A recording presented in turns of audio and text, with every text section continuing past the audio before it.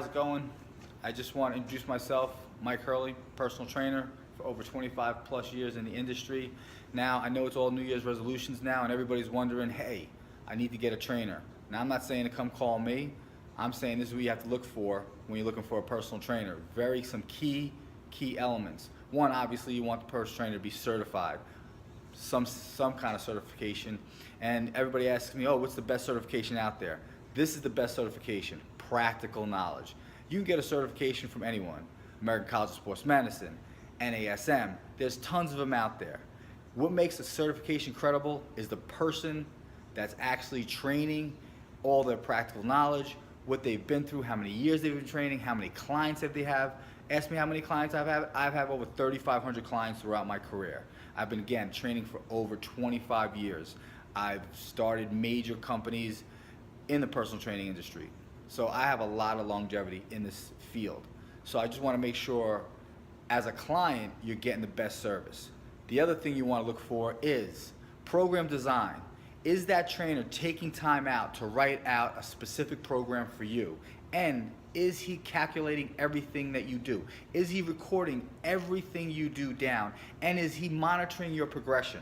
He's not having you just slap some ropes and do some bullshit CrossFit shit workout that is kind of like a cookie cutter. Hey, do 1 minute of burpees, do 1 minute of this, run here, run there. No, that's bullshit. All right, I'm sorry to be so frank, but it makes me sick to see how some of these trainers actually get paid for not really designing a program or not even using their head. They're just copywriting things that are already out there.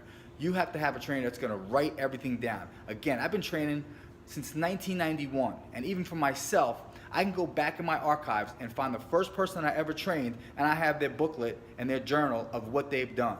So if I wanted to train them again, or I wanted to see what they did, I can go back. And I have everybody's journal that I've ever trained. So I always have a reference to go back to, you know, from somebody who is pre-post-natal to somebody who's recovering from an injury, you name it. That trainer should have a basic knowledge of a little bit of everything. Okay, and if they don't have the knowledge, they should at least know where to go get it from. You can tell by just asking them a question, and if you see them trying to candy coat what they're saying or bouncing around or stepping around the answer, then hey, you know maybe he doesn't know or she doesn't know everything that they need to know. The other thing you get into the dilemma with is, you know, you're training with somebody, you become friendly with them, and you establish a relationship. And it's kind of hard sometimes because you say, you know what, I'm so friendly with my trainer, he's such a nice guy, or she's such a great girl.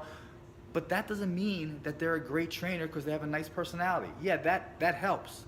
That definitely helps. However, they need to have more than just a nice personality or just to be your friend. Okay? And do they walk their talk? Are they actually working out and training the same way they're training you as well? Are they looking the role? Are they fitting the part? You know, you got to look at that. You know, I'm sorry. I can't have a trainer that's fat and overweight or has a gut or a stomach or is not fit or in top shape. You know, you should be at the top of your game if you're a trainer. There's no question why you shouldn't be, or you shouldn't be training. I'm sorry. You can be the smartest person in the world, but if you ain't walking your talk, if you ain't showing by and leading by example, there's a problem. You know, my mom taught me that a long time ago. You know, she owned a restaurant business and she worked her ass off in it, but she'd always lead by example. She would be the one that first started cleaning, and then if one of her workers didn't clean or help her out, she knew that person was going to get fired, right? So you got to make sure your trainer is leading by example, walking his talk or walking her talk, and not just a pretty face, and not just has a cute body. And let me get this straight too. Anybody can look good in their 20s. You better look good in your 20s. Anybody can look good in their 30s. Yeah, it might be a little bit more challenging, but you better still look good in your 30s. It takes a person in the 40s and 50s and longer to let them know or let you know, hey, this person has some longevity. They've been practicing what they preach for a long time.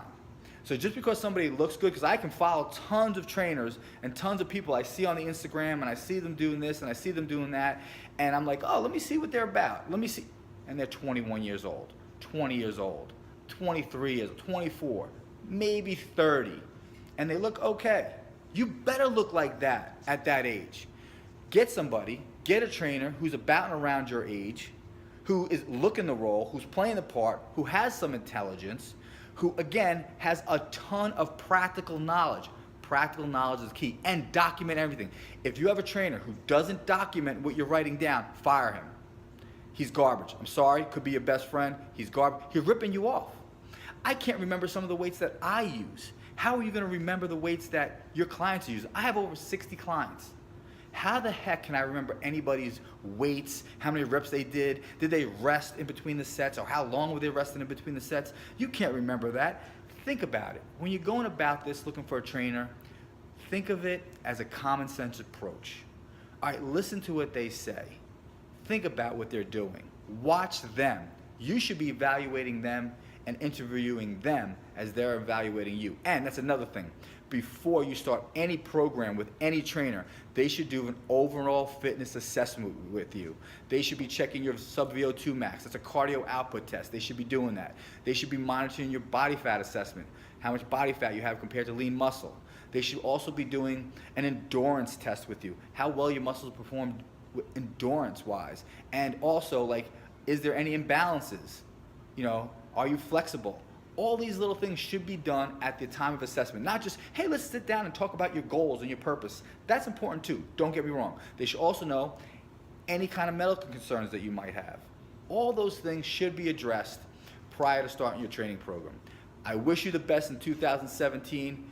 Get your results, stay focused, stay consistent, train with relentless progression, and you will achieve all your goals you've destined to want to achieve. Any questions, you can reach me, you can call me. I give everybody my time of day because I love what I do what I love. I'll do it 24 hours a day, 7 days a week. Again, I've been doing this, God, to be honest with you, since 1984, my dad first started training me, and I haven't looked back ever since. I love it. You gotta love what you do what you love. Enjoy it. Have a great 2017 once again. Peace. See you soon.